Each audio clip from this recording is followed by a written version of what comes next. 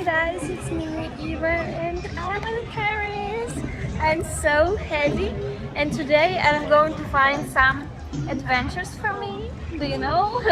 I want to try some French dive.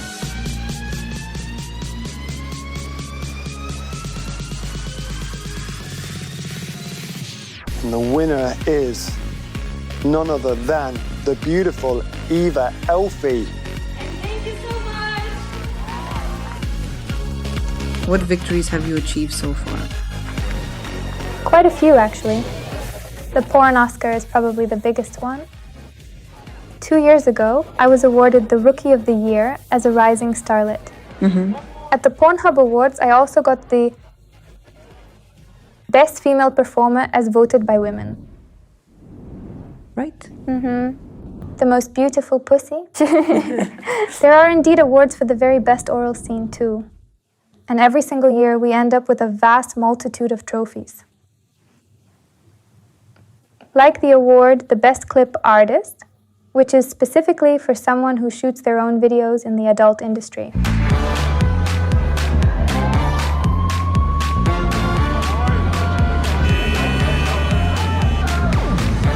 Was this your first time at an event like this in the industry? Yes, it was in America. It was the Pornhub Awards. I was nominated. It was incredibly exciting to travel all the way to America. We were the only ones from Russia and the entire CIS region. There was also one couple from Europe. They film without showing their faces and are very popular too. Honestly, in moments like these, you feel a bit out of place. Why is that? Because you look at all the American actresses, they have these big silicone breasts and butts. It's so flashy. And I honestly feel like a naive schoolgirl. I don't fit into that widely accepted concept at all. I mean, I certainly know that in America and Mexico, they typically have different tastes in women and they like different content. It's incredibly hard to fit comfortably into that crowd. It's tough because they all know each other already well. They work together, and you're just someone from another country and they don't really know you. We didn't win anything that time, we got disappointed, went back to the hotel and fell asleep. We didn't even go to the after party. But the first time was strange, because when you're just starting out as a newbie, you feel quite uncomfortable. But now we're there often, we know people, we can have fun together, share emotions. And there's a sense of being significant in this community. Does this give you anything, like these awards? Maybe it raises your rates? Well, it doesn't bring monetary awards, they just send you a trophy. Yes, you can definitely increase your rates for your work, and there's another benefit. You gradually become more popular and widely recognized in the community among various models and industry professionals.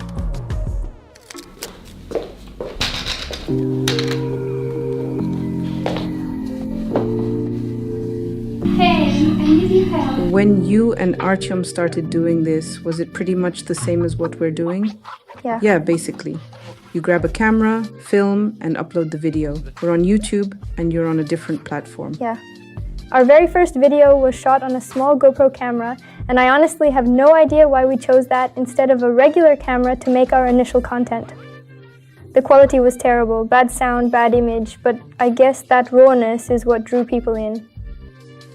I think everyone liked that there wasn't any professional production involved. Then we just went and bought an iPhone and started filming with that using only natural light without any extra lighting equipment.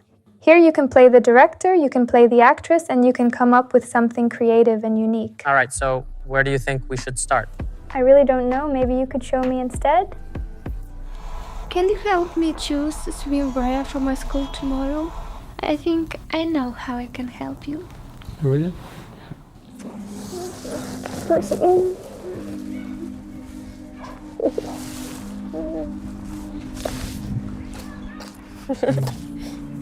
It's so weird to be apart for a couple of hours when you're usually together 24/7. We start missing each other. I understand that you only film with Artiom in your movies. Did you discuss this with him beforehand? Or do you just not want to work with others? We did extensively talk about it. When we first started in this industry, we had an agent who said, You can definitely make a lot more money. We'll find substantial work for Artiom as an actor too, and you'll get more lucrative gigs because you'll be working not just with him, but with various others as well. That way, you can undoubtedly earn significantly more. So am I right in thinking Yulia is your first girlfriend ever? Yes. And you're not Yulia's first? But now all her shoots are just with you. Did you have a discussion about the possibility that fans might get bored and Yulia might need to work with different partners eventually? Yeah, we talked about it once. A lot of couples come into the industry, but many break up along the way. Agents and productions often push you toward what they call growth, which they describe as the need to progress and keep moving forward. First, you start with a regular scene, then they suggest adding more men, then something else like shooting an interracial scene, and so on. And we really had this kind of situation. It happened to us too. And I think Yulia got the stereotype that if you want to develop, you have to work with different actors. I remember when we accidentally touched on this topic, it really struck me, because initially we had agreed on this. It was cool that we were sort of against the world, a unique couple, always together, no matter what, something like that. And at some point we realized that different experiments would destroy our relationship. And that's when we realized that keeping our love and relationship intact was way more important to us than working with other actors. We knew we couldn't compromise our values for money. We figured this out early on in our careers. We didn't want to experiment like that or risk our bond.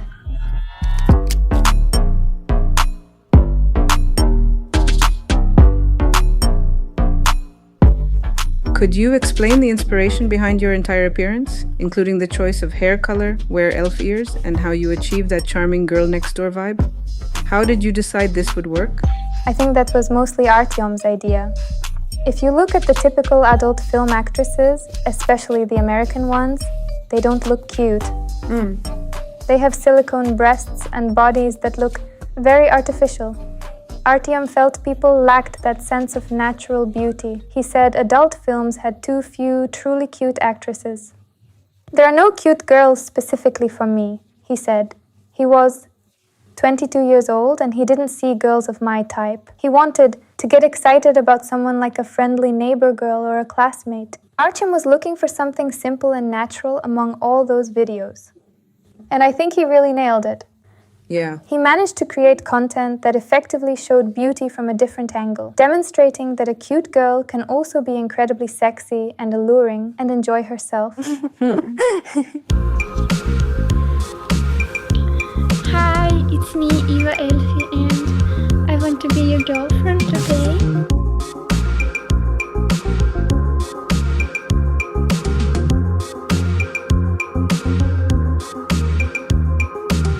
At that time, unusual porn was super popular and girls were expected to be into guy stuff, like playing video games, knowing the latest memes or skateboarding, that kind of thing. And at some point,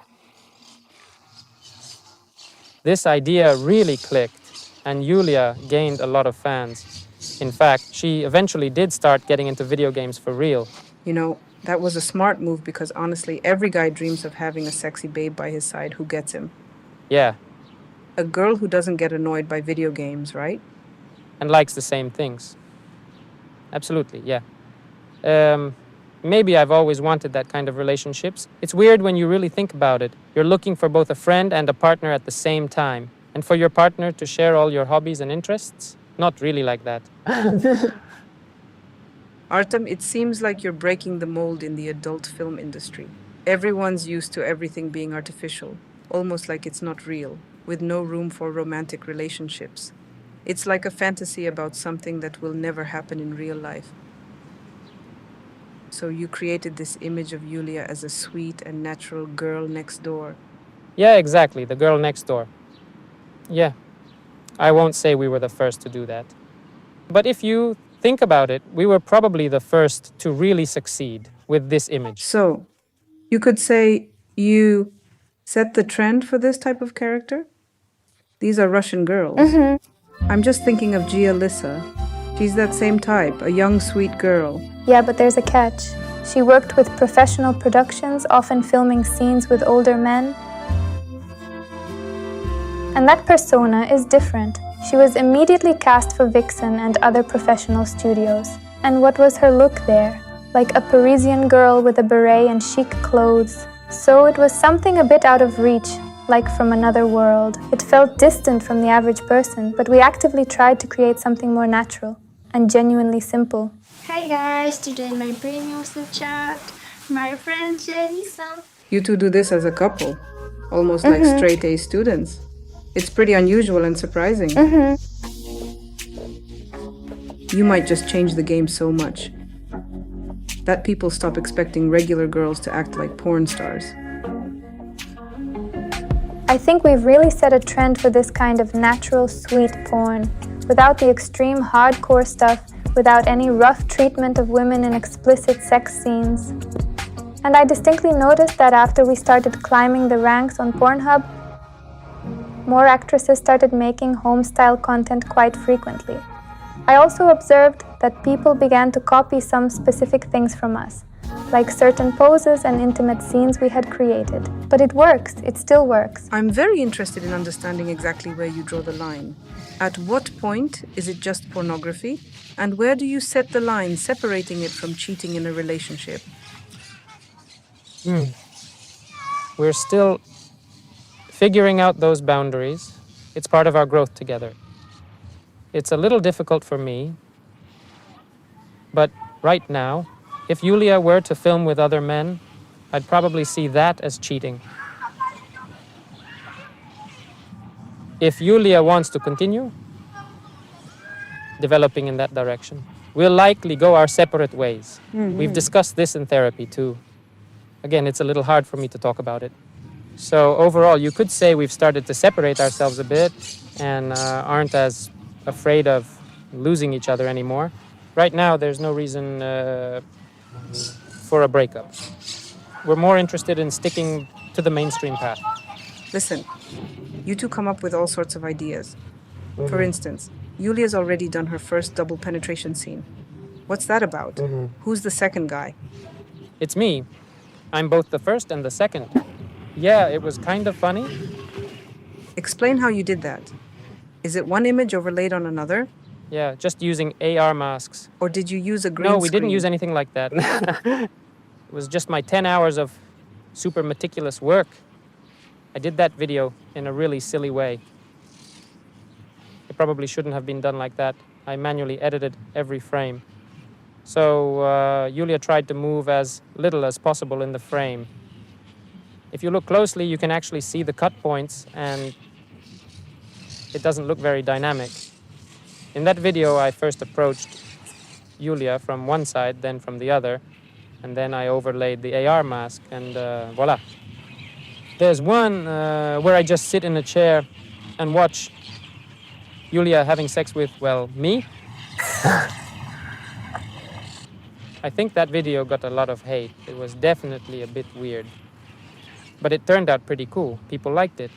And now I often see debates online. People write stuff like, she only films with one guy. And others respond, no, I saw two guys in that scene. People keep asking, when are you going to do a gangbang? But I have this one super dedicated and loyal fan, and he knows very well that I only film with Artiom, and he's actually quite happy about that fact. He consistently shows me respect, and for him, it's actually a significant plus that I only shoot with one specific guy. We have our own unique and compelling story. I frequently see a lot of requests where people want me to work with other well-known actors, like the popular guy from Brazzers, for example. But I don't really want to just do what people ask if it means going against my principles and values. I think my emotional comfort and personal well-being are ultimately more important to me, after all.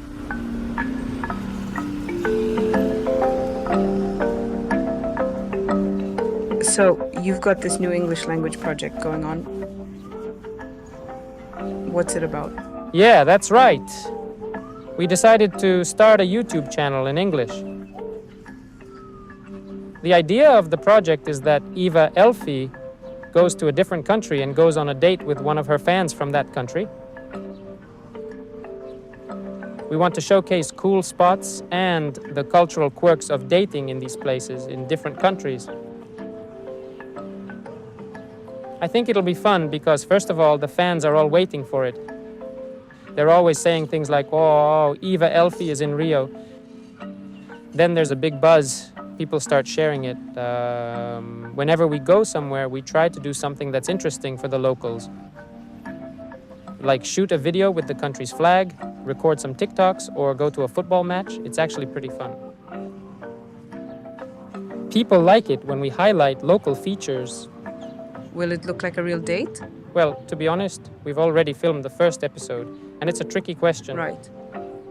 Does it really look like a date? Because for me, it's also a jealousy issue, watching Julia go on a date with someone. And filming it, am I right that you're behind the camera?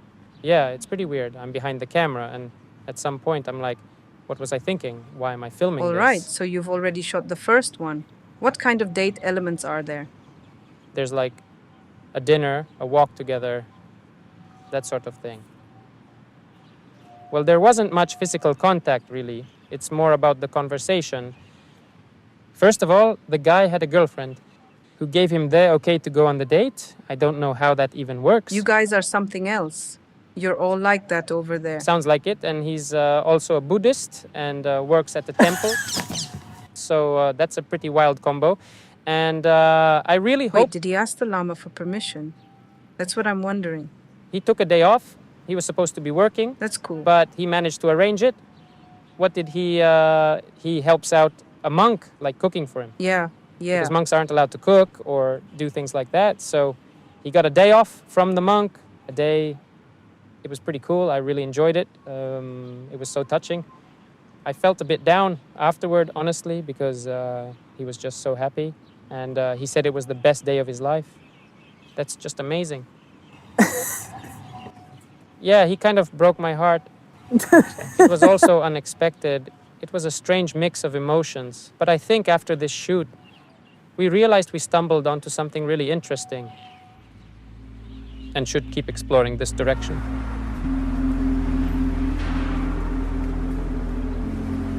I'm from Tomsk and you're from Omsk. Yeah? These Yeah. two cities always get mixed up. Can you remember your hometown? What did it look like? Cold winter. I always remember lots of snowbanks and snow. Really cold, minus 35 degrees. You'd stand at the bus stop waiting forever. Especially when going to school, it was a struggle. You'd stand at the bus stop, dark, 8 in the morning. You wonder why you bother getting up. It's so cold. You don't want to leave the house. Omsk is actually quite a depressing city, more so than many realize. There's a popular joke, don't try to leave Omsk. There's even a bar named like that because for some reason people struggle to leave the city. Very few manage to do it successfully. Yeah. So it kind of pulls you back in, huh? For some reason, people just can't get out. Even though they want to, they end up coming back. They try moving to Moscow or St. Petersburg to live and work, but it gets too hard and they return. There are many stories like that.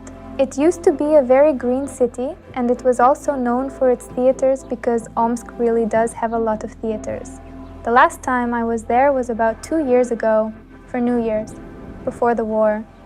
In Omsk, the roads are bad, and everyone complains about the big potholes that make driving difficult. People don't even want to drive their cars because they're afraid of damaging them on the roads.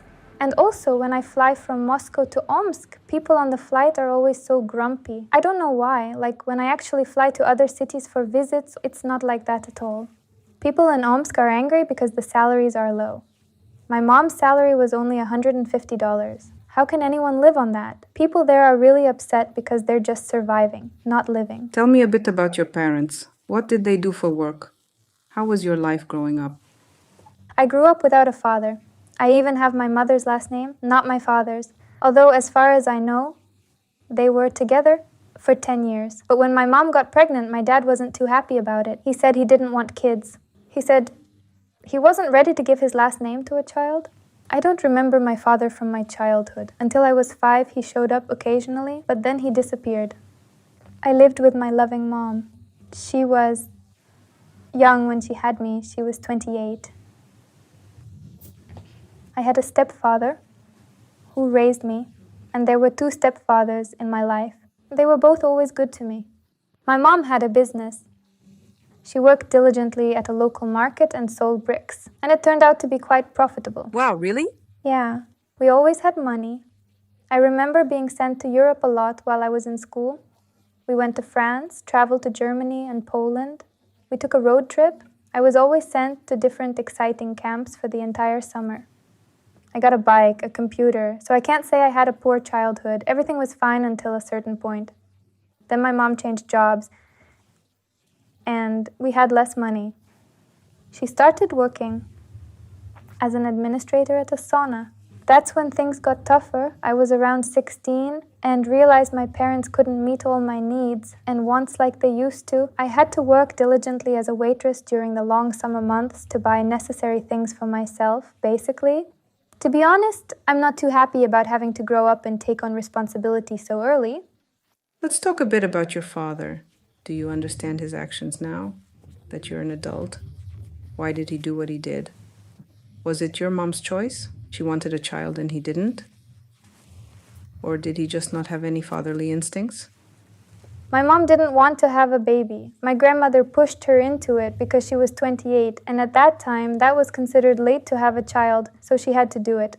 They called it being an older mother. Yeah, exactly. I understand there was probably significant pressure from her parents to have the baby at that time.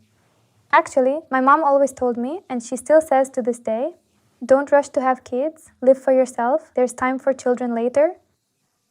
I think she felt that way too, deep down inside. Are you okay with this fact? How does it feel to know you were an unwanted child? I worked through it with a psychologist because, of course, it's a tough topic. I probably spent 2 years on it with a therapist. And now I can talk about it easily, with a smile. But honestly, it's a hard thing for any child. You really have to accept the fact that you weren't wanted. But in the end, my mom raised me. She gave me everything she could. She truly loved me. I can't be upset with her because of that situation. But did you feel it as a child? That you were unwanted, unloved, that sort of thing?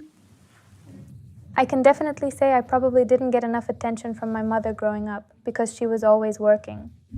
I spent a lot of time with my grandmother. After school, I'd always go to her place. My mom never took a break and she still doesn't know how to. I don't know why, but many people from the Soviet Union lack the habit of resting. For my mom, resting means going to the garden after work. To her, that's rest, even though it's actually hard work. We almost never went on vacations together, like other families often do, and I just deeply missed that basic attention from my parents as a child. I don't mind picking weeds, but I won't collect Colorado beetles. There aren't any. I got rid of them. Gina, Yulia, please give her some raspberries. Why does she need raspberries? She eats raspberries. How open are you with your mom? How much do you actually share with her? We're not close at all. I don't have that same emotional connection with my mother that other people often have with theirs. I don't really share my achievements with her at all. We hardly tell each other anything meaningful. Is it good outside? Yes? I can chat with her, but it's not as close as I see with my friends. For example, some of them have moms who are like best friends.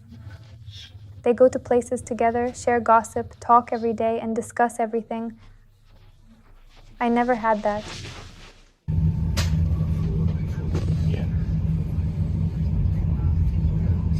How did you meet Artiom? We met in Omsk. We've known each other for a long time. He was friends with my ex-boyfriend. They were close. And after I broke up with my ex, Artiom and I started dating. What attracted you to him? What did you like about him?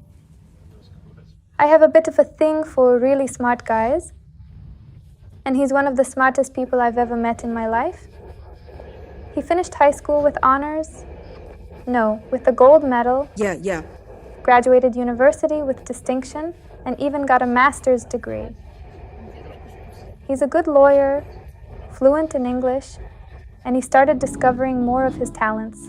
Turns out he sings well and learned to play the guitar. I look at him and admire how he can learn new things on his own without any help, and it comes so easily to him. You know, some people are just talented in everything they do. I look at him and realize he's one of those people. So, you're a lawyer by education. Tell me, how far did you get in your career? What kind of legal positions did you hold? I worked as a simple legal counsel at a company that sold children's toys. My father is also a lawyer. Before that, I was an assistant lawyer. When Yulia and I were still living in Omsk, I did small legal tasks. It was basically my first official job. Did you learn anything about the legal system in Russia? Every time I read the news, I think, how is this even possible? Why did I even study law? Like, how? How do lawyers study these days? Most of the rules are about public law, not private. But all these public law norms are so easily broken, and it's really sad. I think it's a big pain for all lawyers now, especially those working in criminal law. I can't imagine how they cope. I feel like they must feel so powerless. They probably just want to cry from frustration. What's his family like? Is he the golden child every mom talks about? Yeah, his father is a lawyer and a former police officer with years of experience. His mother is a child psychiatrist. They're a very well-educated family overall. They invested a lot in his education, sent him to various English courses, and made sure he consistently did well in school. He also has a younger brother. For example, my mom never even checked to see if I did my homework on a regular basis. She doesn't have a formal education. She dropped out of a construction college before completing her studies entirely. It was a big surprise for her that I graduated with honors as well. She said with genuine pride, "Amazing!" Some men have 2 wives. A woman, even in a civil marriage, still considers herself married. How well did you fit into Artyom's family? Or were you always kind of on the outside? Now we're all friends, and we often go on family trips together. I finally felt what it truly means to be part of a family. It was really nice and sweet when his mom created a family group chat on Telegram and called it Family. Every day, she writes, "Good morning, family. How are you all? Please send photos." We went on vacation to Thailand together for a month. A year ago, we went to Bali together. We showed them the island. I feel like they really care about how we're doing and that they're interested in us. They want to share experiences with us, spend time together. And I finally felt what it means to be part of a family. That's wonderful. My mom misses Yulia a lot. She actually talks to her more than she talks to me. They somehow managed to connect. In the beginning, it was tough. It's a classic story. I mean, it was a predictable outcome. I've read and seen that. There's often skepticism and judgment, and it was difficult. That's probably why we had conflicts. You could feel a sort of rejection, but then everything became great. At what age did you realize you wanted to leave Omsk? My first attempt to move to another city was when I was about 19 or 20. I tried to move, but after a month came back to Omsk. Because you can't leave Omsk. Yeah.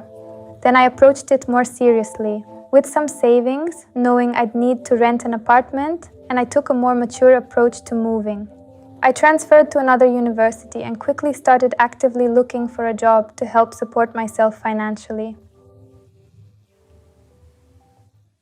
At around 17, I already knew I wanted to leave Omsk. What was the most depressing thing about being there? I didn't feel like I could grow in Omsk. I didn't get into acting school, and my parents were against me moving to Moscow or St. Petersburg to study. They said, "How will you live there? We won't be able to support you financially. It's better to stay in Omsk and get a job. You can apply for a state-funded spot somewhere." I didn't get a state-funded spot. In theater school, they said I could only study if I paid. At that moment, we couldn't afford tuition, so I studied journalism. And I realized I just couldn't develop in this city any further. I like creative professions, and there's no real growth opportunity in Omsk. I even tried working at the first city TV channel. At the aviation college, they have meticulously set up a realistic mock hospital ward. This is where 6 skilled participants will compete intensely for the title of Best Medical and Social Care Worker. How are you feeling? Yeah, it's all interesting, but it doesn't pay. Why should I spend my time and energy just out of curiosity? I feel like I have ambitions and I want to try new things, work, and connect with interesting people. Of course, Moscow and St. Petersburg are always the hubs for creative people. There's always work there. I think only someone lazy wouldn't find a job in Moscow. That's true. I think so too. Did you always want to be an actress? Yes. Where did that desire come from? Well, did someone inspire you? Something... I acted in theater during school, and it just seemed completely normal to me at the time. I realized I genuinely enjoyed performing on stage, expressing myself creatively, creating something, and working with a director. Why were your parents against you becoming an actress? They weren't against me being an actress, but they were against paying for my education because they didn't have that kind of money available. Acting school is usually quite expensive. Even in Omsk, there's only one university that offers a degree in acting. And the tuition was $2,000 a year, which is a lot for my parents, considering my mom earned $150 to $200. That's a whole year's salary. It's impossible, yeah. Hard to imagine. I worked as a waitress and earned $300 back then. More than mom. Crazy, right? Yeah. Why did you decide that you didn't go to Moscow or St. Petersburg to apply? Because I didn't have the means to do it. It would have been possible with my parents' support, but they didn't have the money at the time. In the end, you went to journalism school at Omsk University. Yeah, but I completed the correspondence course and paid for it all by myself. I worked as a waitress to cover my tuition expenses. I paid entirely out of pocket for the first year of my studies. Then they opened state-funded spots for the correspondence course, and I happily transferred there. I enjoyed studying. I liked that I was gaining new experiences. Of course, studying in Moscow would have been much more interesting because the teachers would have been more modern. We weren't studying outdated journalism that's no longer relevant, but something more suited for the modern world. It would have been more engaging. Besides, I think studying journalism in general helps you grow as a person. It's a good experience.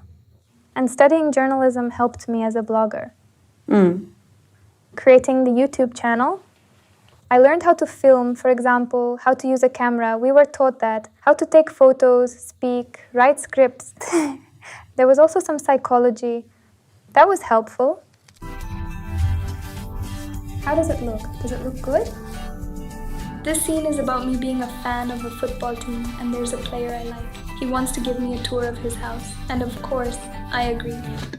So, you both already moved to Moscow together? Yes, Artiom was applying for his master's degree in Moscow, and I said it was a great opportunity and we should give it a try. I told him if he got in, I'd transfer there and we'd live together. I think it was good motivation for him. We could move and start a new life together. I wanted to try something creative, to become an actress or a model. I did some extras work for Ren TV. I think it was a show called Court Hour. It was fun, and I thought it was a cool idea. You could go to these gigs and act in small TV shows to gain valuable experience, and then I'd have a portfolio to showcase skills, and maybe something interesting and exciting would come up that could lead to new opportunities. That's how. I came across an agency in the Czech Republic that had an ad looking for models. Height didn't matter, age 18 to 28. I was always held back in modeling because my height, 163 centimeters, was too short for runway modeling. That's short for a runway model. Yeah. Yeah, but it's okay for a photo model. So I saw the ad looking for models and decided to apply. It turned out to be a porn agency from the Czech Republic. And they offered me a shoot.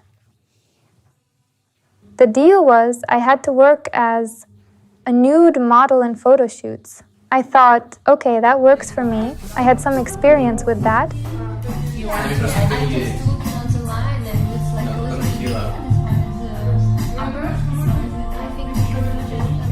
I went to a photographer in Omsk to do a nude photo shoot. My friend from the theater had already done such shoots and said the pictures turned out cool. Just bare chest, beautiful poses, heels, low-cut tops, skirts. It was probably also about exploring my sexuality. It's really interesting to feel yourself in that image, beautiful, sexy, figuring out what suits you, what doesn't, and getting comfortable with your body. Can you recall your first feelings? It's quite tough to undress in front of a camera. It's not the same as being at the doctor's. Yeah. Yeah, and at such a young age, 18, 19 years old. There was probably some embarrassment. I mean, you don't know the person, and photographers are usually older men. And at that age, you might not fully understand your boundaries. There were no inappropriate advances, nothing like that. But it's easier for a photographer to direct you because you're not a professional model. You just came in. You might agree to things you wouldn't otherwise, like being more exposed or revealing more, and that makes you feel a bit uncomfortable. So then you went to the Czech Republic. When we were filming in the Czech Republic, I found out I also needed to do a masturbation video. I wasn't ready for that, so I felt tricked. But the photographers we worked with, a husband and wife, were really decent. They specialize in new girls in the industry, those just starting out. This couple had a really good approach. They were kind, open, and made it clear they didn't want to deceive anyone. We got along pretty well, and I thought, since I was already there, okay, I'd give it a try. I just had to get into it. Feel it out carefully. Over time, I started enjoying shooting porn because I relaxed, figured out what I liked, and started feeling more comfortable with my body. It became more fun and enjoyable. At first, when you try something new for first time, you always feel a bit insecure because you're the newbie in that particular environment. And yes, I was masturbating, but I never imagined I'd have to do it in front of a camera.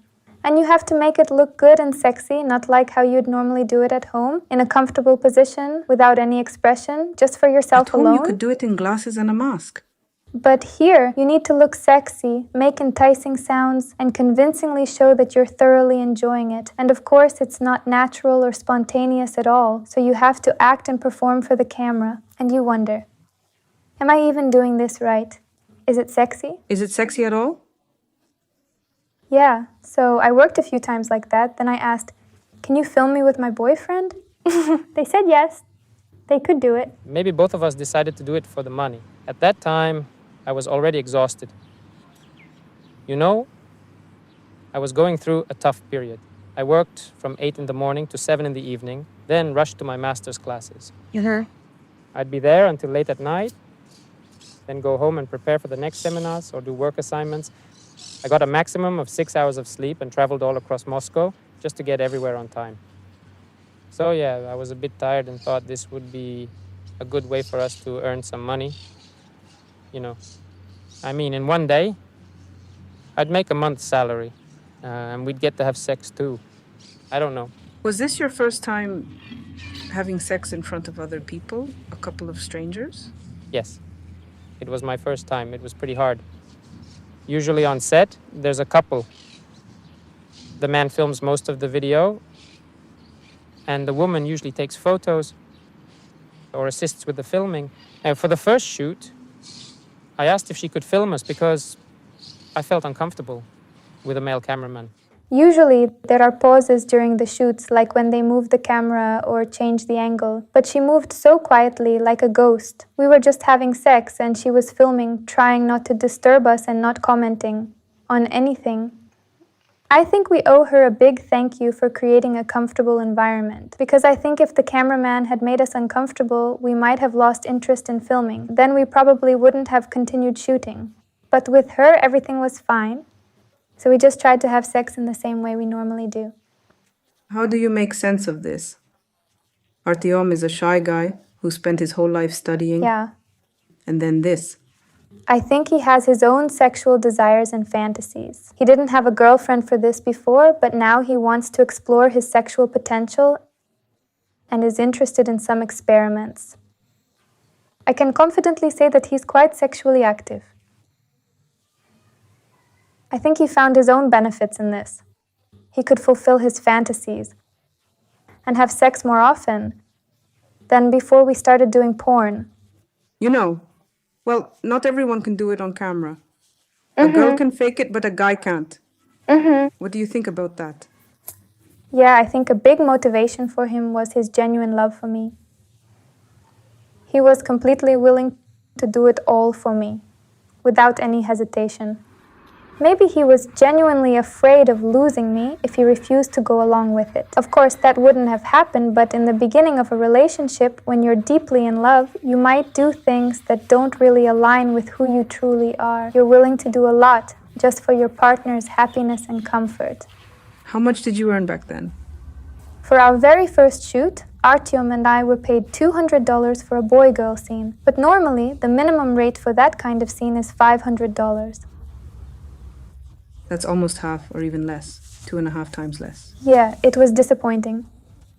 And when I did solo scenes, they only paid me $50. The minimum rate is $150. They often try to make money off newbies, and that's a significant downside. I had no one to turn to when I started because I didn't know anyone at all in the industry. And at first, it felt like some actresses didn't even want to say how much they were making. Like it was some kind of secret. And you think, why is that? We're all in the same boat together. Why not share? If you work for a higher rate than I do, then I'm undercutting the market for everyone. Eventually, other productions will start hiring models for lower rates. You're making it harder for yourself and for others in the industry. Then we started traveling to Europe more often to shoot for different productions, and he thought, why should we go somewhere to shoot by someone else's script?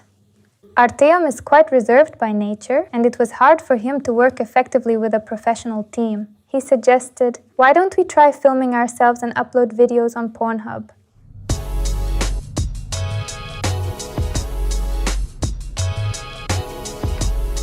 We tried it and it turned out to be much more effective than we expected. Artiom and I spent less emotional and physical energy because we were creating our own comfortable working conditions and didn't have to adjust to anyone else's preferences. Then he got the idea to create his own channel and make content independently, rather than working for someone else.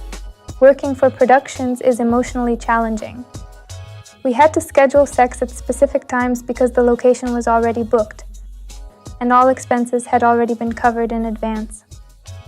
The benefit of working for ourselves is that we choose our own schedule. We shoot whenever we want and when we're in the mood. Even if we've scheduled a shoot and then lose the mood, we can reschedule. But when you work for someone else, you're always confined to a schedule that demands you get turned on and start having sex right then and there. At some point, we realized there's no point in emotionally forcing ourselves. Why push ourselves to do something that doesn't bring joy? For what exactly? Is it just for money? That stopped being motivating. Initially, yes, money was the main driver, but now it's not. And since making that decision, our results have actually improved. Many actresses working in studios don't get it. You can put in the same effort and make 2 to 3 times more by working for yourself. But a lot of actresses don't want the responsibility of editing, filming, lighting. It means finding additional people, managing things.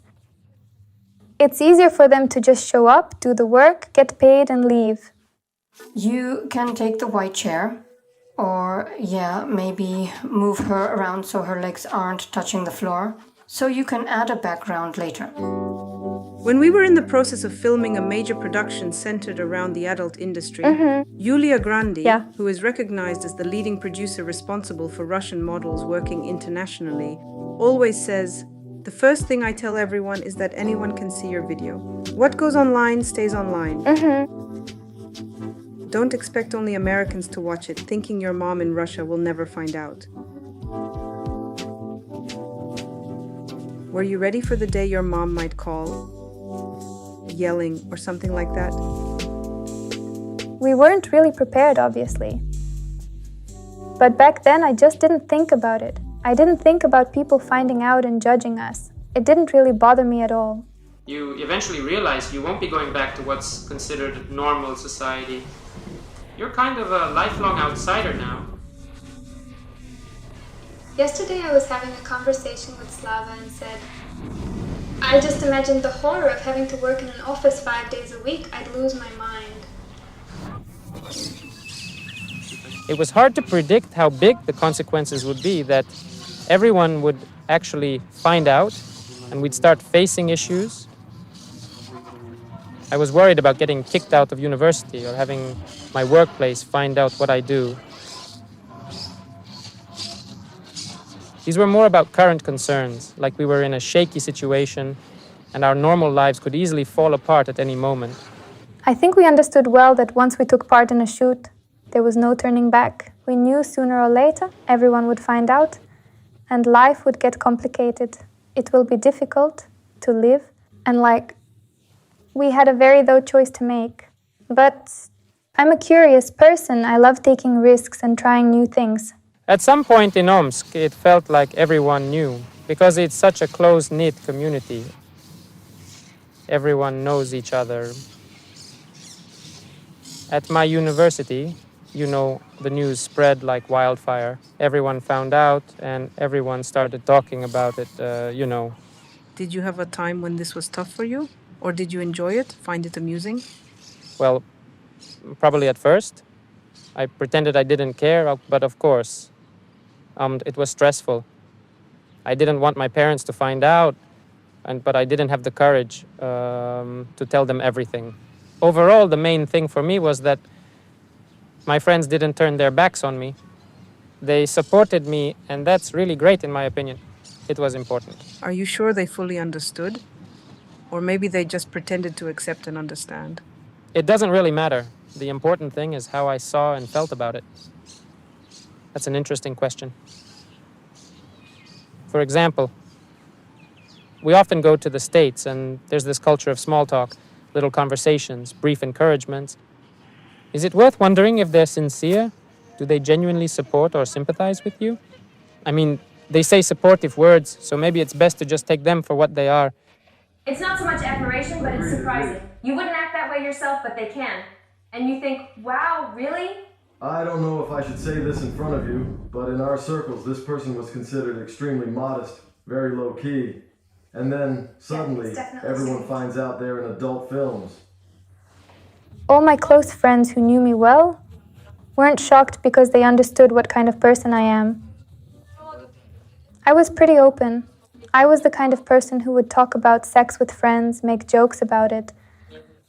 I often made dirty jokes, and my friends would say, "We might think of something dirty, but you're the one who'll actually say it." How did your parents react in the end? How did they find out? My mom and younger brother came to visit us in Moscow. By that time, we were already quite popular. We were walking down the street and people often came up to us for photos. In Russia, people recognize us a lot. And they usually ask, "Are you really Eva Elfie? Am I not mistaken?"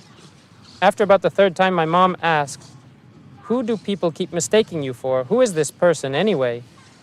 Then she just Googled it and found out everything. Well, that was a turning point, and it was clear how her mood changed. And then I just had a talk with her about it. It was tough. She cried a lot and was really worried. She was also very scared at the time. She was afraid of possible legal consequences. Because of the unclear status? Yeah, the unclear status, exactly. And she probably read something about it somewhere, which is why she started worrying. I explained the main points to her, that it's just the two of us shooting, that everything is fine, that we wouldn't go to jail. Well, I think it's clear what she was worried about. We definitely won't be jailed. I wasn't completely sure, of course, but I said we definitely wouldn't be. Well, I managed to tell her. It didn't help her much then, of course. She needed time to process and accept it. And I've never talked about it with my dad at all. We just pretended everything was fine. Everything is fine in general. Does he know about it? Well, it's a little complicated. Yeah, he knows, of course. I think my mom told him right away. Maybe she was worried about him and didn't... Well, no, definitely not. And there were already so many stories, publications in the media, even in Omsk. But I'm 99% sure she called him on the very first day to get some legal advice. She wanted to know if her son could end up in jail or not.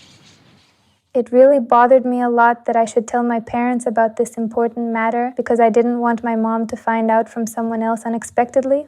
I felt that the worst thing would be if she heard lies or rumors that could affect her. It was very important to me to tell her everything personally and honestly, to ensure she understood the situation. So I told her that. And there was this funny story. That my stepfather actually knew from the very beginning that Artiom and I were filming. And he didn't tell my mom at all. Yeah. Then my mom told me about it. When I told her, she probably went to discuss it with my stepfather. He said, "Yeah, I knew, but I didn't say anything because I didn't want to upset you. I thought you two would figure things out on your own." And she said, "Well, that was actually quite good of him to wait so long without saying anything. He didn't say anything for about 2.5 long years, which is impressive." Of course, I really respect him for that. I like that he didn't interfere, didn't try to influence things, and just waited patiently until I was ready to tell everything myself. But my mom wasn't against it. The only thing she said was, "I hope you're filming with Artiom," because she was worried about our relationship. She thought if I was filming with other men, it could hurt Artiom since he's a sensitive person. I said everything was fine, we work only together. No one's getting hurt. It's our choice. My mom said the only thing is, as long as you're young, as long as you're beautiful, if you enjoy it, then go ahead. How did you present it to her in the end? Or who told her? Me? We went to Omsk. I would occasionally send her various pictures from my shoots. Nude? Not nude, the ones where I'm still dressed. Before you took clothes off? She mentioned that she liked how it looked. In response, I told her that I was not working as a model at that time, and now Artiom and I have also started making adult videos. And just like that, it was over. She said, "Well, I kind of suspected something, but I didn't ask." Your mom took it well. Really well? Why do you think that is? My mom never forbade me from doing anything as a kid.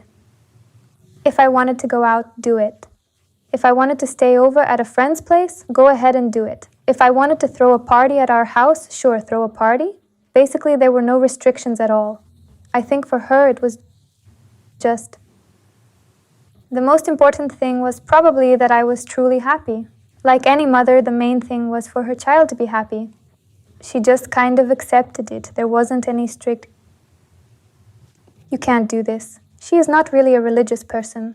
Hey, sorry for asking, but considering everything you've told me, was this more like indifference, or was it more about love and acceptance? I lean more towards indifference. I didn't want to talk about it much because I was genuinely worried that my mom wouldn't react at all, that there'd be absolutely no response, no punishment, no praise, just a simple, "Well, okay."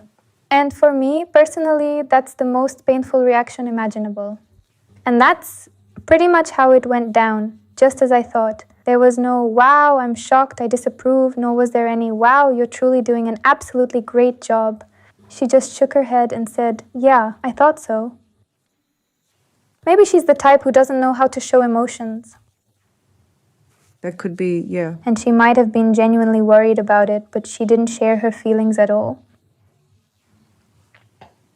Sometimes she'd call and ask if we were okay, mentioning that she was worried.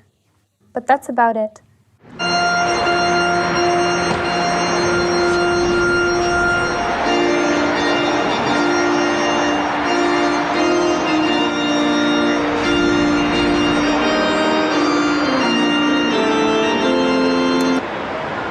With this ring, I'd marry you.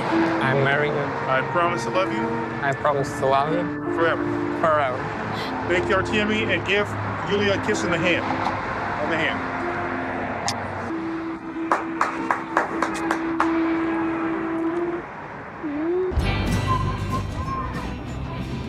Who proposed? Good question. I think I suggested getting married.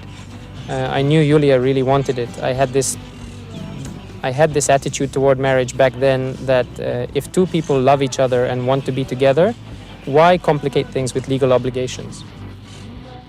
What are the legal consequences anyway?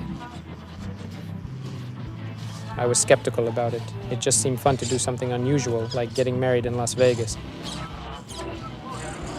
Just like that, on a whim. We thought, well, we're in Vegas. It's a cool experience.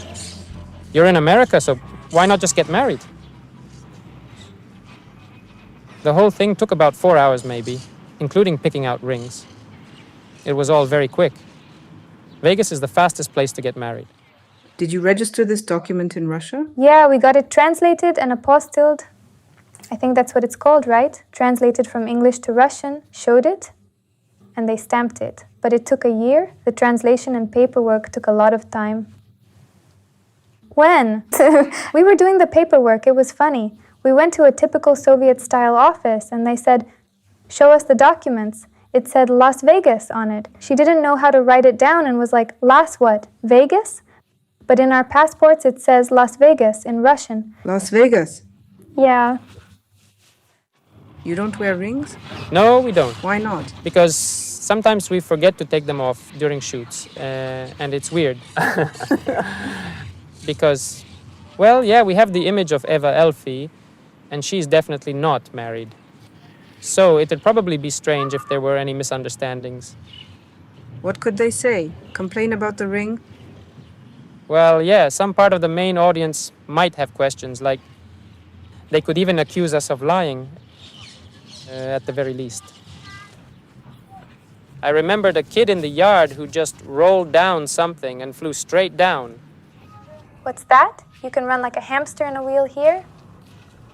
What about kids? Do you want any? No, I'm definitely not ready for kids right now. I understand it's a big responsibility. You need to dedicate a lot of time to a child, raise them. Dedicate all your time to them so they feel that maternal love and that I'm there for them. No, it's definitely not for me right now. I'd like to first focus on myself. Travel, achieve career success, make money, maybe later. But right now, I'm more inclined to get a dog. I'd probably choose to get a dog over having a child. And Artiom? Artiom doesn't want kids. He's not ready.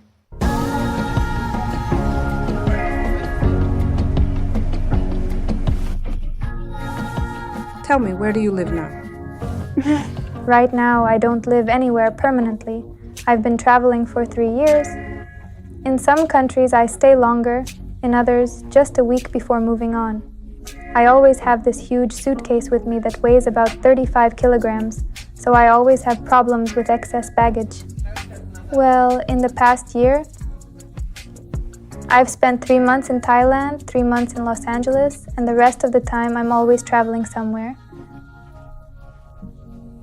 Right now, I'll be in Israel for a week, then a week in Amsterdam, then a week in Serbia, and then a week in Cyprus. After that, I'll either fly back to Asia for work or head to the US for a longer stay.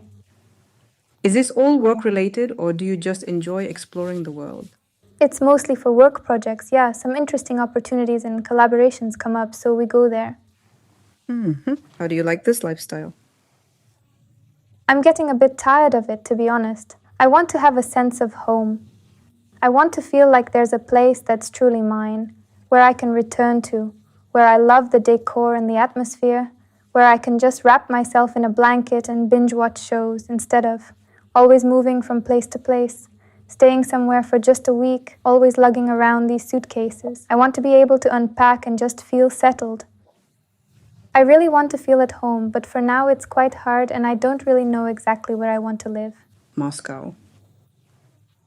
Moscow isn't the ideal city to live in right now, but I don't want to go back there either, because honestly, it's changed a lot. It doesn't have the comfort we're used to. The stores we're used to aren't there anymore. Yeah, even. Medications that used to be absolutely essential for us aren't available in Russia anymore. The good quality products we were accustomed to in Moscow aren't there. It used to be so convenient. Any service could be arranged within 24 hours, and everything was always of high quality, with good service. Now, of course, all of that has suffered greatly. How long has it been since you were in Russia? 2 years. Are you against Russia's politics and its active aggression against Ukraine, or are you just afraid it might affect Russia too? I always knew I would eventually leave Russia. I just didn't think I'd have to leave so quickly and unexpectedly. But of course, I absolutely do not support Russia's aggressive actions and military aggression towards Ukraine. I don't want to live there and pay taxes there. I don't want to support this regime. I don't see any opportunities for my growth there. I don't feel safe there, and I don't like what's going on. I see no point in being there right now. Do you have a lot of friends in Ukraine? Yes, I have many friends in Ukraine. I know a lot of talented actresses who were unfortunately forced to leave and tragically lost their homes. In Los Angeles, I liked that there was a strong community of people from Ukraine and Russia. All of us who lost our homes. We understood that we were all in the same boat, realizing that we needed to find a new home, so we supported and helped each other. I really liked that sense of camaraderie. Of course, I completely understand it's much harder for the people from Ukraine, much harder. But I was very grateful to them for not showing any aggression towards those individuals who had left Russia because they truly understood them too. How has Russia's war with Ukraine, I don't know, maybe affected your industry? Yeah, it had a big impact. Sanctions have hit hard, as well as the general attitude towards those with Russian citizenship. Many of my business connections were broken. For example, Radwinsky, he's, the CEO and founder of OnlyFans, the face of project. He's Ukrainian. At one point, they made a pretty emotional decision to block all Russian models. Yeah, I can understand him. Yeah, it's terrifying, of course, when the cities where you were born are being bombed. There were issues because of Russian citizenship. You either had to change your documents or your page could be deleted. Is that the main source of income? Yes, it's the main source of income for all adult film actresses. And everyone immediately started changing their documents or moving to other platforms. There are platforms like Fansly. I don't use it, but I know that those who stayed in Russia and couldn't change their documents just switched to another platform. There were also issues with the payment system related to the adult industry. Yeah, all the money is usually withdrawn from the site and then transferred to cards, and they also asked for confirmation of a different citizenship? A different citizenship. But obviously you make your own content? What about other girls who work with production companies? Could the productions cancel them? As far as I know, that didn't happen. Because I know a lot of directors and cameramen from both Ukraine and Russia. They still continue to work together on various projects. I don't know specific cases or details, but I have heard that conflicts arose because of this situation, and sometimes those who showed aggression were subsequently fired from their positions. I don't know who was the aggressor. And now could there be a situation where a Russian and a Ukrainian end up on the same platform, or a Ukrainian and a Russian? Yeah, I think so, but conflicts can arise if people aren't warned beforehand. If they don't know, then sure, there could be issues. I know that some people often refuse to work in such situations. In the realm of modeling, women frequently provide mutual support to one another by engaging in activities such as promoting each other's work. The current situation has led to a shift in collaborations, particularly affecting relationships, with many Ukrainian models choosing to no longer collaborate with their Russian counterparts. Honestly, I'm not really sure how many models and actresses are still in Russia. Almost all of my acquaintances and friends left. They left because of the war. Because of the war. Or maybe because each year it became harder to stay in the profession without proper legal status? Well, I think the war was a catalyst for them. It made the decision easier. The feeling that they needed to leave had been there for a while, because you're constantly living with the fear that someone might come for you, fear of criminal prosecution. After the war started, I can't imagine how anyone could live there. The direction has completely shifted. I don't even know. To me, it's strange to think about how you could film anything there now. I was genuinely scared for people, really worried about my friends in Ukraine and afraid for their safety. We all tried to help as much as we possibly could. We even paid for many friends from Russia who didn't have enough money at the time to leave so they wouldn't get drafted. We paid for the guys' flights, called our friends in Ukraine to check in on them. Everyone was in shock. Many were moving wherever they could. A lot moved to the Czech Republic, some to Estonia, some to Budapest. Many companies. Related to the adult industry, various organizations really helped a lot of people from Ukraine to leave. They generously sponsored their relocation and assisted them in settling in other countries. Really? I know companies that relocated girls from Ukraine to Cyprus, helped them with their paperwork initially, and rented them places to live. Even before the war, you often said in your videos, make love, not war. Yeah, I just have this merch. And its main message is make love, not war. When we were coming up with the concept for the merch, this was a year and a half before the war. We have a main t-shirt featuring this print and an accompanying comic where I heroically saved the world from a devastating nuclear strike. We were supposed to launch on February 14th, but something stopped working on our merch site and we had to take a technical pause. And it eventually turned out that this decision backfired on us because the company that was assisting us with the merch and comic was Russian, and they were very scared to release such a potentially controversial comic and t-shirt. That is really sad. They were worried it would be seen as an anti-war campaign? Yeah, they were afraid they might get into trouble, but Artiom and I insisted on releasing it because this was our way of supporting people in these tough times. And, of course, it was frustrating that this issue came up because it looked like we were exploiting the topic, even though we planned everything long before this. Yeah. But did you release it? Yeah, we did. You got added to the Mirotvorets database. Mm-hmm. Despite being against the war, why did that happen? It all started after. I went to Crimea in, I think, 2018 or 2019. Why did you go? I went for a photo shoot. I was invited for work. I don't know how interested you are in politics or if you thought about how this might be perceived. Well, mostly they can take it badly. Honestly, at that moment, I had no idea it could turn out this way, that I could unintentionally offend someone or cause harm. I didn't even think about it at all. Back then, I wasn't much into politics and hardly read the news. Even though I was studying journalism, it just didn't concern me that much. At 21, I had other issues on my mind. Now everything is 100% different. I've noticed that the more I read the news and I do it every day, the more anxious I get.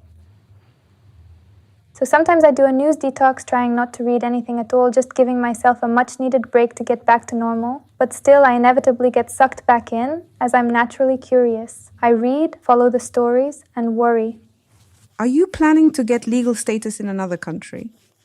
Or are you just going to, proudly keep No, Russian I definitely passport? won't be walking around proudly with a Russian passport anymore. I've already initiated the complicated and time-consuming process of changing my citizenship and obtaining a brand new passport from a different country altogether. At the moment, I've been officially approved for a green card in America. You applied for a talent visa with your profession and it was okay in America? Yeah. So you're talented in this? Yeah. That's cool. Yeah. For me, it's just another factor showing that my profession is legitimate, I'm an actress too. I have awards, I've worked hard, and I've achieved international recognition. I'm popular and well-known. For that, I can obtain a residence permit and then eventually a passport. Yeah, the green card. The most interesting part was when we were getting our US visa for the second time. We were explaining in detail what we do, and the officer, the one who works before the consulate, opened YouTube and showed a video asking, "Is this you?" And on the screen was a video about how to properly give a, he was laughing and we were like, yes, that's what we do. We're adult film actors, we have social media, and we mix it with influencer content. It was funny. They were all laughing, super friendly, and seemed to really enjoy the situation. And in the end, we got the visa.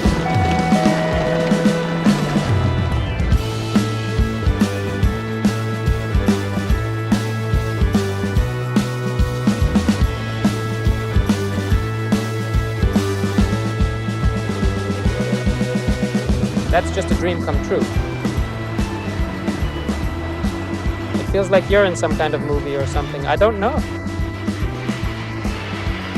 I simply don't have that Totally particular unreal. feeling. How do you like America overall? It's really hard to say because all my life I thought I wanted to live in California. Hollywood.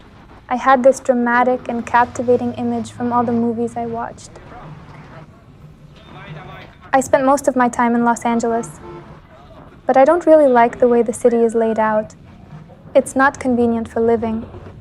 There are no sidewalks to just walk around on, or parks where you can hang out with friends.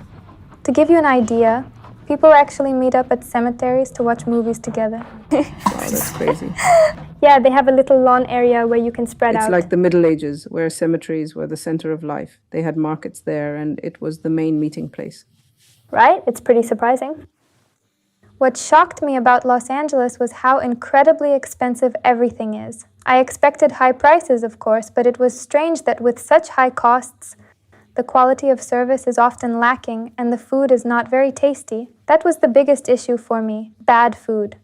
I even started cooking at home, which I didn't do when I lived in Moscow or Asia, where delivery and cafes were very affordable and easy. But in America, you order like 2 burgers, 2 sodas, and 2 fries, and it costs you $80. And you think, what did I just spend all that money on? It's ridiculous, and of course it wasn't even good. Is it pointless to move to other cities for your work? Because everyone is in LA, right? Yeah, everyone in the adult industry who makes content for platforms like OnlyFans, Pornhub, and others, including bloggers, TikTokers, YouTubers, and Twitch streamers, they're all predominantly based in the bustling city of Los Angeles. It's definitely convenient when you can just go to a party with them, hang out, get to know people, rather than flying, say, 6 hours from New York just to attend a party. So how does that help you? Why? Considering you create your own content, what does it give you? Well, collaborations are still useful. They help attract more of the American audience and help you integrate better. And there's some data from OnlyFans, although I don't want to misquote the exact numbers. But most of the users who spend money on these platforms are Americans. Therefore, the most significant and substantial paying audience is the American audience. Yeah, I think they're just used to it. Content has been paid there for a long time. Yeah, they've always been used to paying for music, movies, porn. It's just normal for them. They're not going to download everything from pirate sites. They're happy to pay to support you, your work, and your creativity. I remember when I went to an expo, everyone there was so chill about it. It was an expo, and the expo was for people from the industry. There were all sorts of brands like sex toy manufacturers, condom companies, latex clothing brands, and booths from popular agencies like modeling agencies or production companies. And the girls there were busy signing their photos and enthusiastically taking pictures with their excited fans. And that's actually considered quite normal. I was shocked. That fans would willingly pay $10 or even $5 just to take a picture with you. I'm used to taking pictures for free, so it felt strange and a little awkward when they offered money for a photo with me. I was like, no need, why? What's this, prostitution? And they'd say, come on, let's just take a picture. And the girls there had price lists. A photo cost this much, an autograph on a photo cost this much, a DVD with videos cost this much. For them, it's completely normal. So how's it all set up? There's the expo, but what else? Is the whole industry or just parties at someone's apartment? Or is there something bigger? No, it's actually on a much more serious and intense level. For example, the main porn Oscars, known as the Eva and Awards, are held in Las Vegas. They rent out a large theater for it, set up an elegant red carpet, put up a massive screen, and invite several hosts. Expos are also held in theaters, like in Los Angeles. It's all very well organized. You can buy tickets and meet with participants and stars from the industry. How's your English? So. I'm learning, I'm working on it, but there's definitely progress. Over the last 4 years, or rather 5, I've made a significant amount of progress in learning English. I take lessons with a teacher regularly when I don't have a lot going on or when work isn't too busy. It's usually 2 or 3 times a week. Plus, when I lived in the US, my English improved a lot. Being in an English-speaking environment makes learning so much easier. When you first started filming, did you know any English at all? Of course, I learned English in school and took some courses, but since I didn't use it, speaking was hard. Like, I could do some exercises, but speaking was tough. Artiom helped me. In the documentary, it was funny because they wrote out the lines you needed to say. And I had this little notebook, a porn dictionary, where I meticulously wrote down all the specific phrases I needed to say in English during shoots. It was much easier for me to read these phrases than to understand them by ear, which I found to be pretty funny and amusing. What kind of phrases were in there? Oh, all sorts of different lines. Do you like my teeth? Come on my face. Hello, how such a fair, such a fair. Such a big dick you have. Tell me, was it common in your family to talk about sex? How did your parents explain where babies come from? As far as I remember, not at all. Absolutely. A taboo? Yes, absolutely zero information was given. Do you think it's important to talk to kids about this? I think it's 100% important to talk about it. It's like, in Russia, I think it's going to take more than one generation for this to become normal, for us to handle it normally. Well, it is for it not to be considered some kind of horror or sin, and to avoid the attitude of let them figure it out on their own. It should be clear, everyone has sex, and it's normal to ask questions about your body and learn about yourself. I think that's a completely normal practice.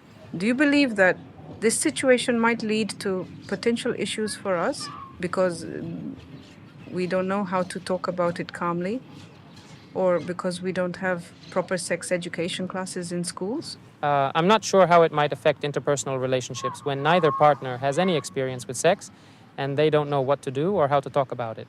It probably leads to an inability to negotiate, to explore themselves, to find solutions, to understand what each other likes in sex. And it turns out people just don't know what to do. Everyone just endures it their whole life and stays silent? Yeah, and some people don't even know there's another way that you can talk about it, and that it's okay to say something like, hey, I've got this problem.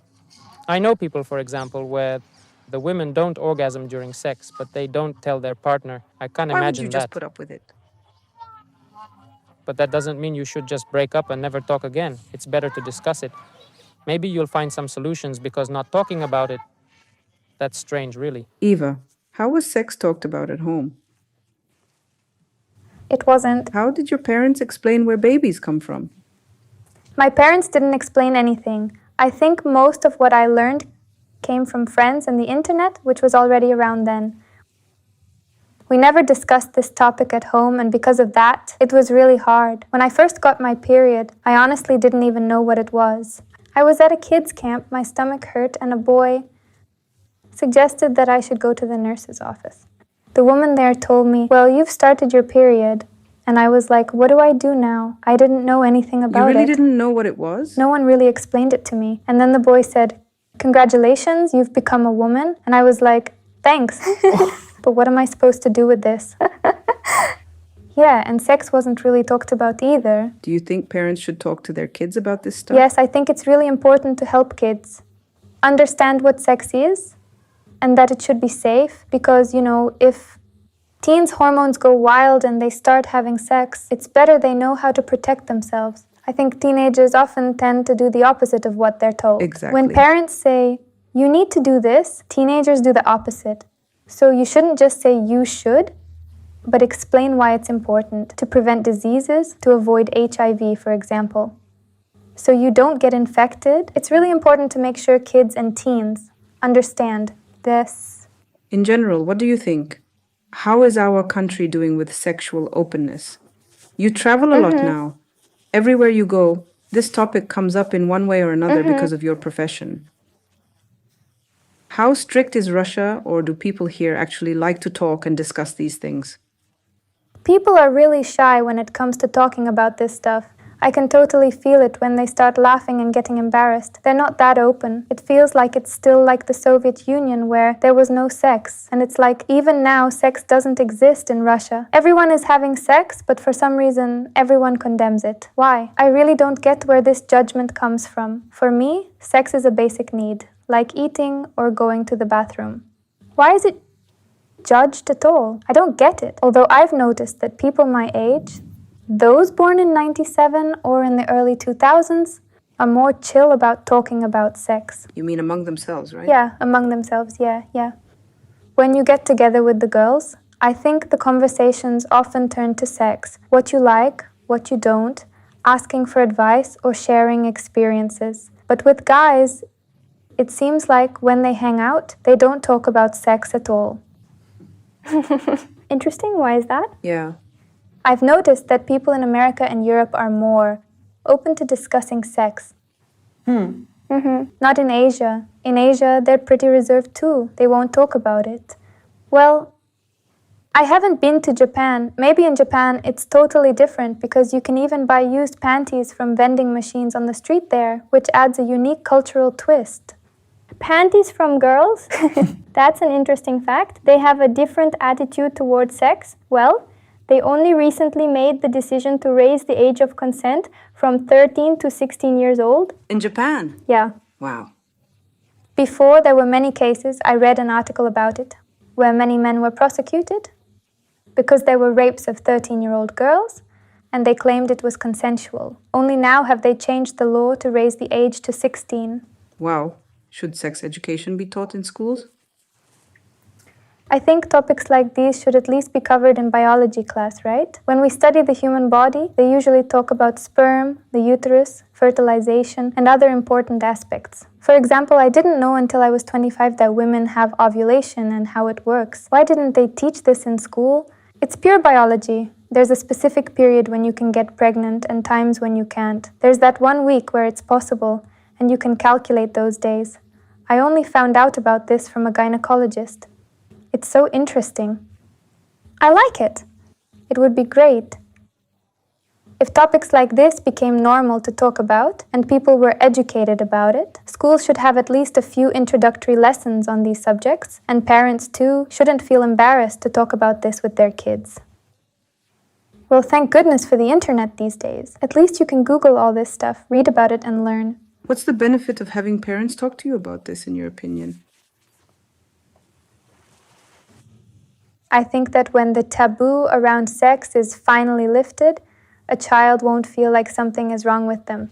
You know, when puberty hits, you start getting acne and your hormones are going crazy. It's really important for kids to understand that it's entirely and completely normal for everyone. A parent can explain what's happening and that it's normal. It's puberty. You're growing hair and becoming an adult. I think it's as simple as finding an educational video on YouTube, even ones made for kids. I'm sure they're out there. And just sit down and watch it together with your child. Share that experience with them. Did You you ever... don't necessarily have to take on the role of a teacher. You can at least be there with your child in that moment and answer their questions, because there will definitely be questions. Have you ever had teenagers reach out to you with questions they should be asking their parents? Yeah, I have. What were they asking?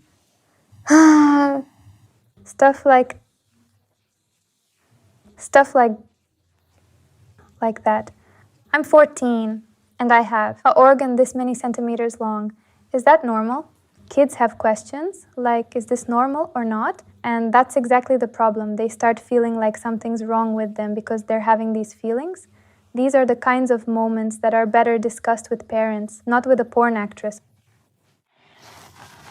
What do you think about the government gradually creeping into people's bedrooms, telling you who to sleep with and who not to? It's the classic story. You're not interested in politics, and then suddenly you find out they're in your bedroom, telling you what to do. It's awful, honestly. Especially now, when you hear all these stories related to the LGBT community. Arresting gay people, treating them horribly. To me, it's just a nightmare, and it's completely unclear how this is even possible. It's like they're from some parallel universe. Because in the countries where I live, how could this even happen? In most of the world, this has been normal. Yeah, exactly. I don't even see anything unusual about it anymore. Like, if someone has that orientation, so what? How is that a threat to public order? In other countries, it's been normal for a long time, and no one makes a big deal out of it. Have you ever had any run-ins with religious people from our southern republics and stuff like that? Yeah, of course. I get private messages saying it's haram, that I'm doing something wrong and I need to change my ways. But more often, it's from Muslims, not Christians. But aren't they the biggest consumers? No? No. Well, according to Instagram stats, my top viewers are from the US, Thailand, Indonesia, India, Mexico, and of course, Russia. There are still very few from Muslim countries. Maybe they consume different content or they use VPNs, so it doesn't show up. But they do consume a lot of content because they have some of the most intense passions for sure. I think they experience this overwhelming surge of hormones and intense desire, yet their religion forbids acting on it or indulging in such feelings. Naturally, they need to release that energy somewhere, and I think they watch a lot of porn and consume content. But it's funny how people watch, then blame themselves and then blame you for being in a video they watched. That I'm bad for making the video. And they sinned by watching it. Tell me about your achievements at work that you're most proud of, the ones that made you finally give yourself some credit. I'm really proud of myself for one day making the decision to grow not just as a successful porn actress, but also as a well-rounded media personality. I chose to focus more on being a recognized public figure, start a YouTube channel, and not just be a pretty face, but also genuinely show my true personality and how I live my everyday life. I think it was great not to be afraid to break the taboo on the topic of sex in society and talk about it openly. I feel like I was one of the first porn actresses to start a YouTube channel and explain how the porn industry works, inviting other girls for interviews to share their experiences. Why was it important for you to, let's say, to clean up your profession and show that you're people too? Did you feel some kind of neglection from society? Yes, I didn't like the pervasive stereotype that if you're a porn actress, then you're automatically considered a slut. Mm-hmm. And that if you're in porn, you must be willing to have sex with everyone. For some reason, people thought, what's the difference? You're having sex with everyone on camera, so why not with me? People just didn't understand that it's a job, just another kind of work. It's not random sex with strangers, it's work with actors, where everyone carefully prepares, gets thoroughly tested, and everyone needs to be completely healthy and clean and well-groomed. In the end, it's a professional process. I always wanted to make people understand that porn actresses are just regular people, too. They have their own interests and feelings, and they shouldn't be treated like objects, especially women. It's a long and challenging journey to thoroughly destigmatize the topic of sex and the entire profession of porn actresses in general across different parts of society. But it's a major goal of mine.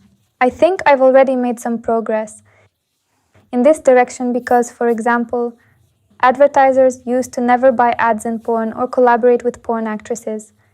It was widely considered to be something highly taboo and not typically talked about openly. And there, you couldn't do ads at all. We were actually one of the few who started doing ads in porn, consistently showing very good results. Then I created an agency for girls, and now we're trying to attract mainstream brands into porn, doing ads on social media for girls, integrating it into porn, and showing good results. How does that even work? Does it work during sex? It varies. It all depends on the script and what the advertiser wants. How do they want the brand to be involved? Some want something totally crazy, while others prefer a softer, safer approach. I think the main thing is to break the stigma and show that advertising in porn can also be an effective tool. And I think we've succeeded because we were one of the first to do an ad for Avia sales in porn. Yes. That's funny. Was it after that ad that other advertisers started reaching out to you? Yes, they did. And that's why it's important to focus on the media side, not just being a porn actress. I started noticing that I was getting more invitations as a blogger than as a porn actress. Look, today's video is all about condoms. There are just so many here, oh my gosh. I've honestly never seen so many condoms in my entire life. And I really like this specific one. When was the last time you felt the benefit of your profession? I started to truly realize my work was helpful when people began writing to me, saying things like the following: "Thank you for making those videos. They helped me deal with depression." Or for example, one girl wrote, "Your content really lifted my mood." I often got messages like, "Thanks for making content on YouTube," and explaining basic things like different types of lubricants, how to use condoms, or how to prepare for sex. People had numerous questions but were too shy to ask or simply didn't know where to find the necessary info. I felt like I was doing something useful for society, like people were learning new and interesting things that brought them positive feelings.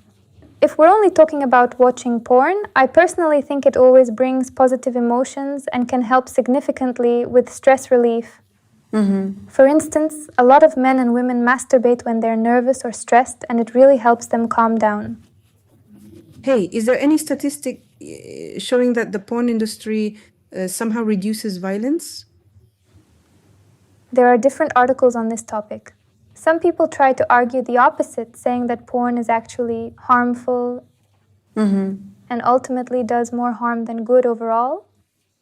I more often come across various articles suggesting that porn actually lowers violence levels, helps people effectively manage stress, and significantly boosts happiness hormones when you watch it, and, well, satisfy yourself in a healthy, safe, and responsible manner.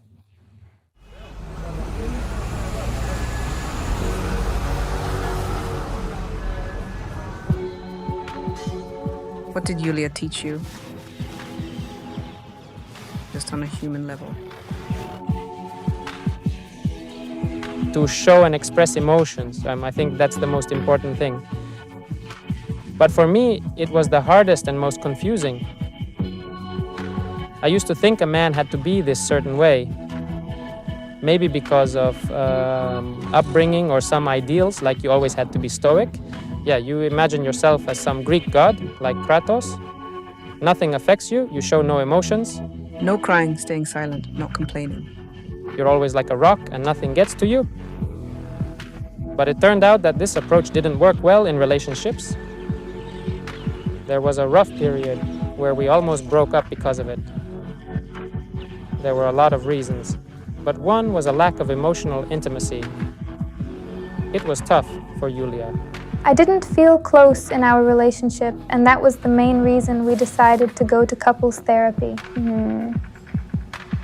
So we started making joint visits to the therapist, and Artiom agreed. I said it was important for me, and if nothing changed, it would be hard to stay in this relationship. Because I feel my emotional needs for closeness, openness, and understanding aren't being met. We were kind of too cold to each other and had drifted apart. Like how it was in your childhood? Well, maybe. Did you start picking up on that? Yeah, and I'm really grateful Artiom agreed to it. He took a big step for himself. We're just learning the basics.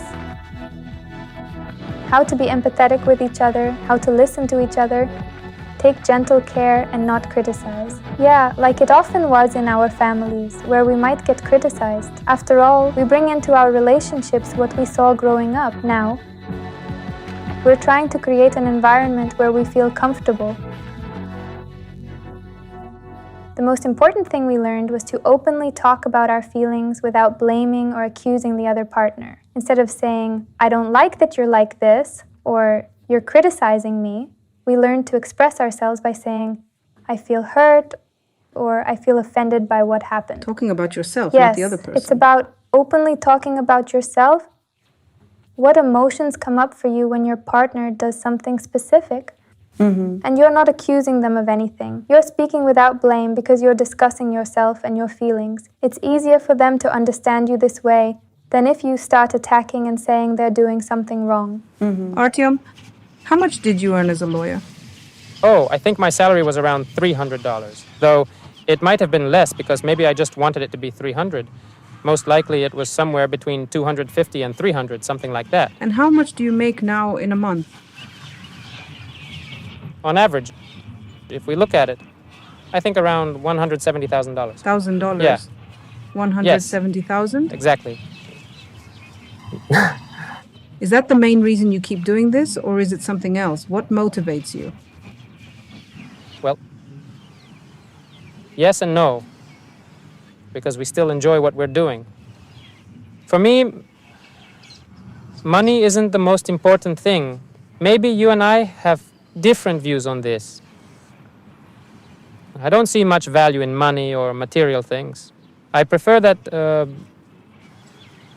money allows us to travel, take our parents somewhere, have new experiences. That was really important to me because with a $300 salary, that was just impossible. But things like cars or expensive stuff don't really interest me. Honestly, I'm totally indifferent to it. I still have a broken phone because I dropped it from a bike and I just keep using it. I don't even know what model it is. When I was asked at a movie screening, I didn't know what to say. In general, I guess I could go and buy any phone I want, but why? It's all part of our big adventure together. I like that we keep going on this journey together. We do what we enjoy and don't get hung up on material things.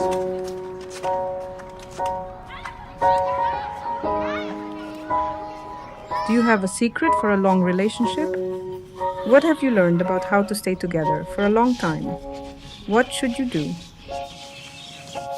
Well, to simplify it a lot, probably just do what's fun, and if something isn't fun, don't do it.